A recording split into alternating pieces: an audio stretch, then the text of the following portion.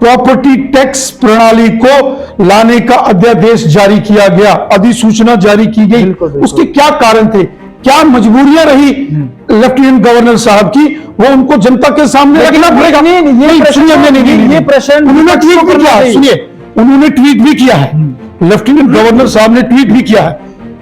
अच्छा होता अगर महीना 2 महीने पहले जितने भी एडमिनिस्ट्रेटिव सेक्रेटरीज हैं और लेफ्टिनेंट गवर्नर साहब खुद पब्लिक डोमेन में ये विषय रखते कि अगर ये संपत्ति कर नहीं लगाया जाता तो केंद्र सरकार के जितने फंड्स जम्मू कश्मीर को शहरों की डेवलपमेंट के लिए दिए गए हैं वो फंड्स नहीं रिलीज होंगे, क्योंकि फाइनेंशियल एडवाइजर्स हो या नीति आयोग हो, उनके सामने एक मजबूरी है, उनके सामने एक संविधान है कि अगर संपत्ति कर प्रणाली जिस स्टेट में लागू नहीं होगी, सेंट्रल गवर्नमेंट द्वारा दिया गया पैसा उस स्टेट या यूनियन टेरिटरी के शहरों में खर्च नहीं हो पाएगा, यूटिलाइज नहीं हो पाएगा, क्योंकि यह कर प्रणाली उस शहर में, उस राज्य में, यूटी में नहीं है।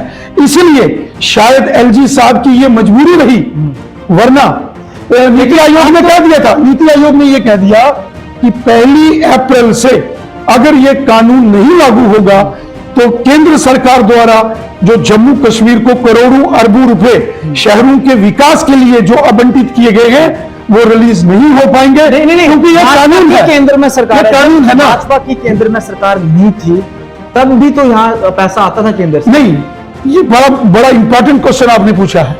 पिछले 4 सालों से जितना शेयर, जितना हिस्सा जम्मू कश्मीर का शहरी डेवलपमेंट के कामों को लेकर बनता है उसका 50% पैसा हमें मिलता है, और वो भी मोदी साहब की मेहरबानी से।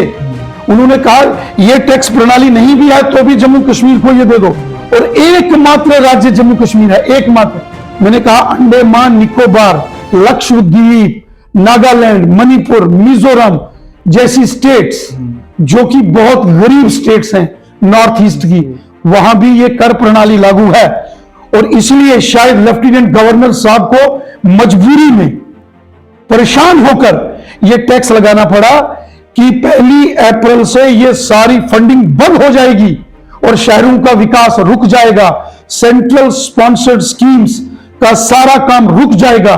इस कारण से शायद गवर्नर साहब को मजबूरन यह अधिसूचना जारी करनी पड़ी। लेकिन मेरा यह भी कहना है, मैं कोई किसी का पक्षधर नहीं हूं, मैं ये भी आपके चैनल के माध्यम से ऑनरेबल लेफ्टिनेंट गवर्नर साहब से निवेदन करता हूं, एक बार उनको जनता के सामने रूबरू होना पड़ेगा, जनता को बताना पड़ेगा कि क्या मजबूरियां थी लेफ्टिनेंट गवर्नर साहब की जो उनको प्रॉपर्टी टैक्स लगाना पड़ा।